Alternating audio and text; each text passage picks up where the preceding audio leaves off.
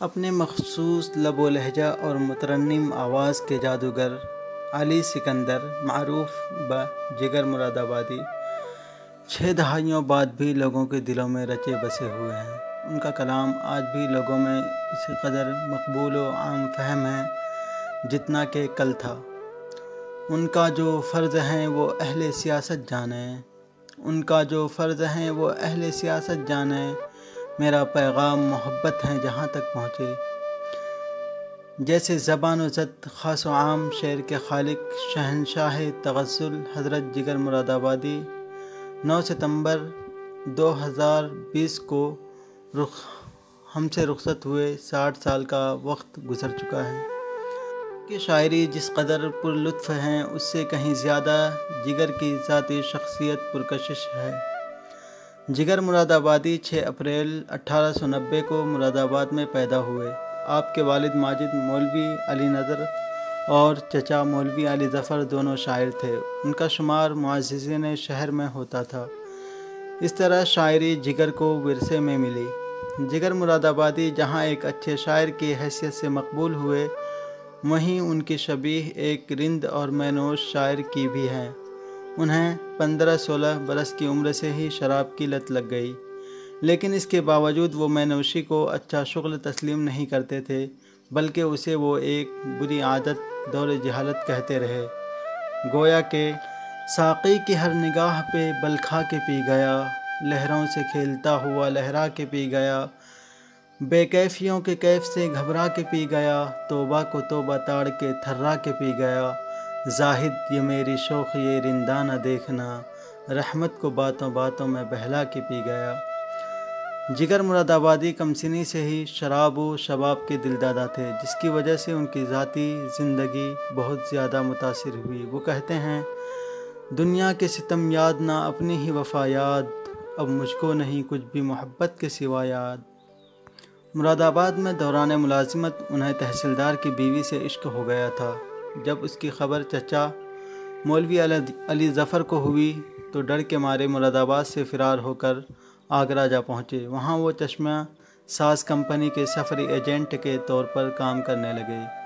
وہیں وحیدن نامی لڑکی سے شادی کر لی، لیکن وہ شادی زیادہ دنوں تک چل نہ سکی، نوبت طلاق تک پہنچ گئی۔ دوران سفر جگر کی ملاقات اصغر حسین اصغر گونڈوی سے ہوئی۔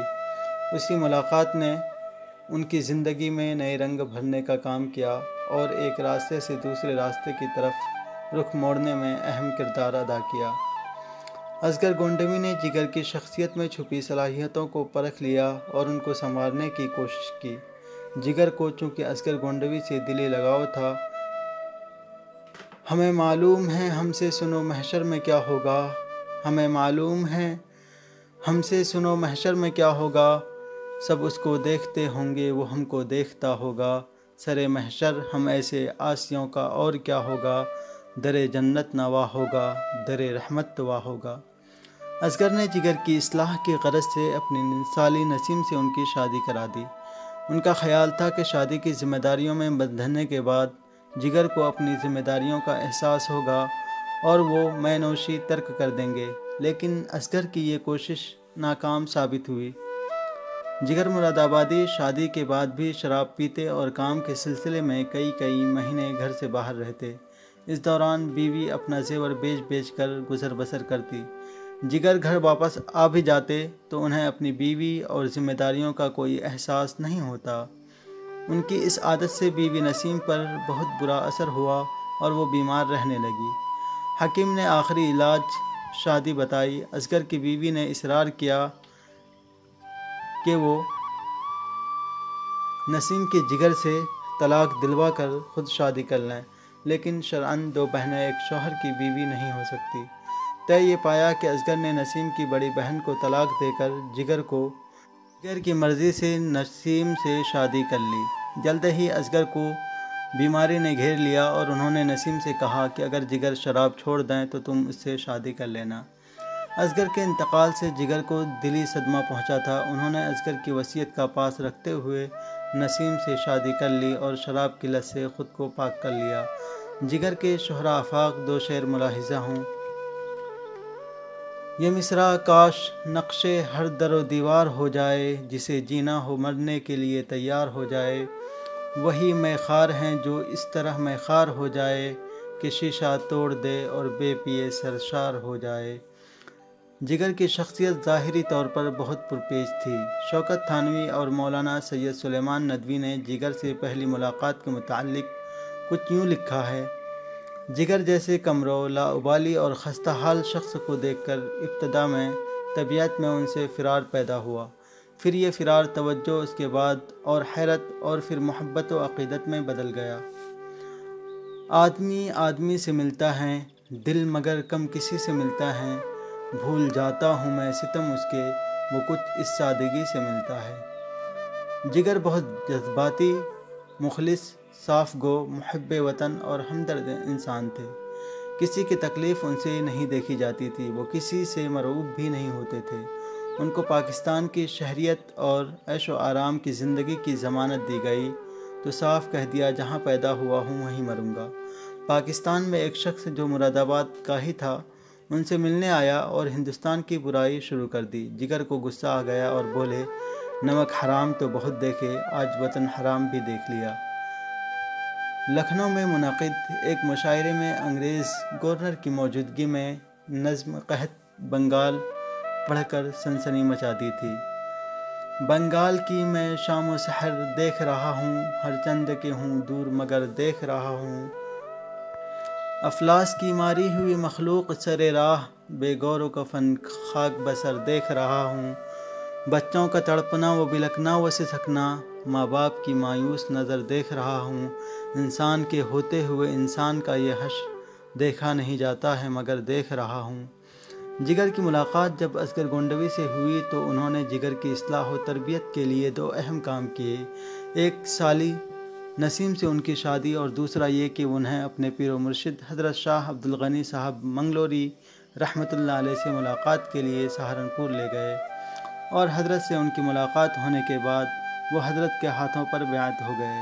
اس کے بعد جب کبھی بھی اپنے پیر کی خدمت میں حاضر ہوتے تو شراب نوشی سے بہت حد تک احتراز کرتے۔ رفتہ رفتہ وہ اپنے پیر و مرشد سے والہانہ عقیدت و احترام کرتے اور پیٹھ پیچھے ان کا ذکر خیر کرتے۔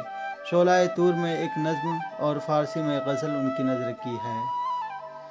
جگر مراد آبادی مذہبی فرقوں کے لحاظ سے حنفی سنی تھے۔ اس سے قبل وہ شیعہ تھے، لیکن انہوں نے اسے ترک کر کے سنی عقیدے کو اختیار کیا۔ مذہبی عقائد کے معاملے میں سخت رویہ رکھتے تھے۔